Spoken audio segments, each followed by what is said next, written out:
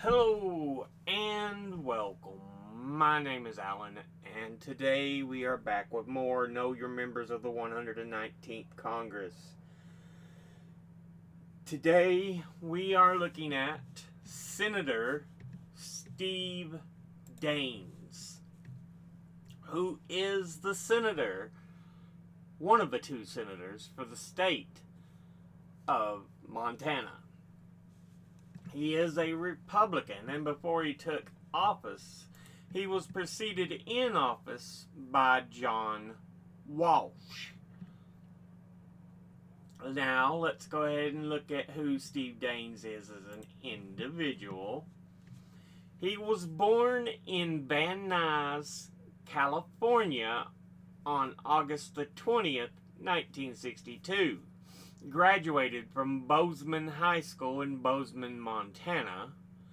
Earned a Bachelor of Science from Montana State University in Bozeman, Montana in 1984. Has been a businessman, a delegate to the Republican National Convention,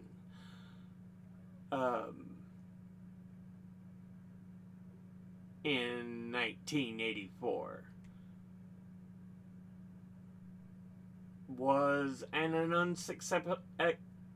unsuccessful candidate for Lieutenant Governor of Montana in 2008. Before being elected as a Republican to the 113th Congress, was not a candidate for re-election to the House of Representatives, but was elected as a Republican to the U.S. Senate in 2014 and re-elected in 2020 for the term ending January 3rd, 2027. Now, let's go ahead and look at the committees he is on. He is on the Committee on Energy and Natural Resources, of which he's on the Subcommittee on National Parks, of which he is chairman, the Subcommittee on Public Lands, Forests, and Mining, and the Subcommittee on Water and Power. He's on the Committee on Finance, of which he's on the Subcommittee on Energy, Natural Resources, and Infrastructure, the Subcommittee on Healthcare, and the Subcommittee on International Trade, Customs, and Global Competitiveness. He's on the Committee on Foreign Relations, of which he's on the Subcommittee on Africa and Global Health Policy, the Subcommittee on Europe and Regional Security Cooperation, of which he is chairman, and the Subcommittee on Near East, South Asia, Central Asia, and Counterterrorism. And he's on the Committee on Indian Affairs. Now, let's go ahead and look at the top 5 individual donors and contributors over this last election cycle.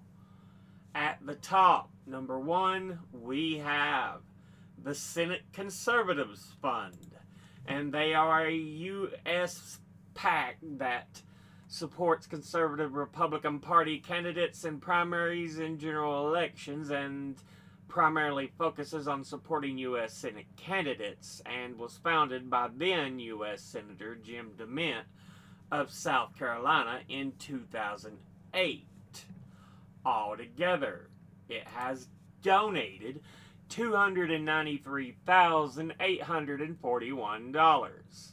Next, at number 2, we have Charter Communications, and they are an American telecommunications and mass media company with services branded as Spectrum and is headquartered in Stamford, Connecticut.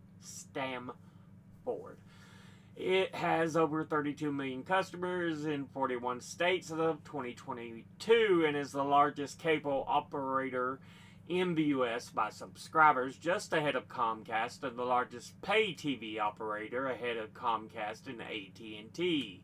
It is the 5th largest phone provider based on number of residential lines And its brand of Spectrum services also include internet access, internet security, managed services, and unified communications.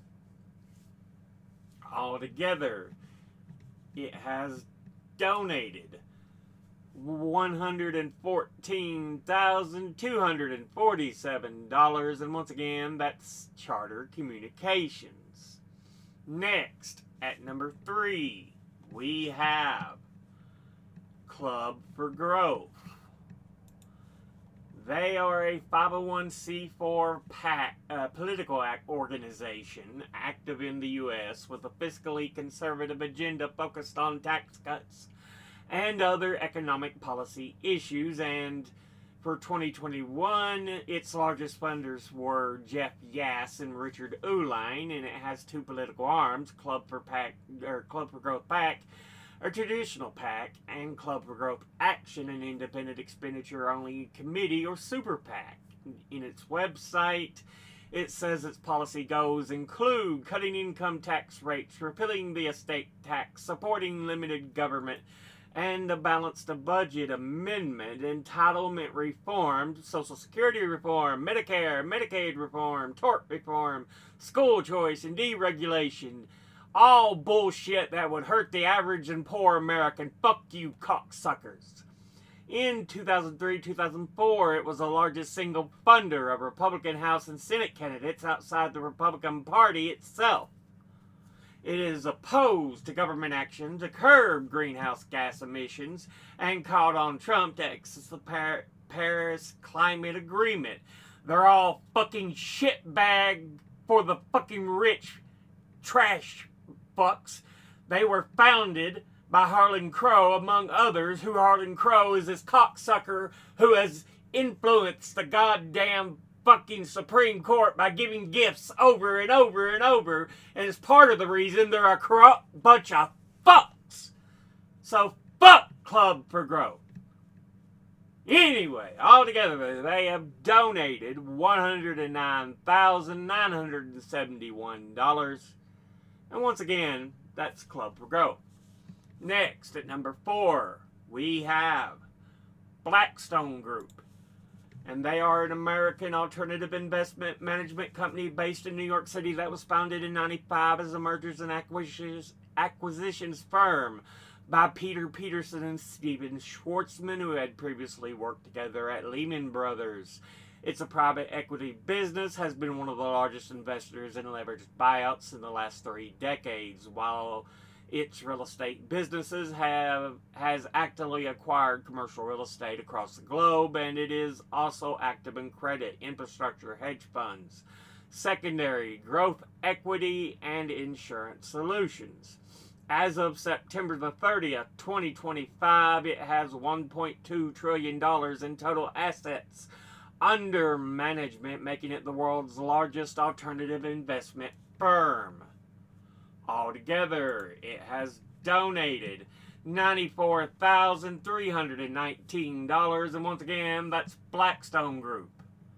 Finally, in 5th, we have Rock Holdings, who is also known as Rock Ventures, and is a holding company for businessman Dan Gilbert's portfolio of all company investment and real estate.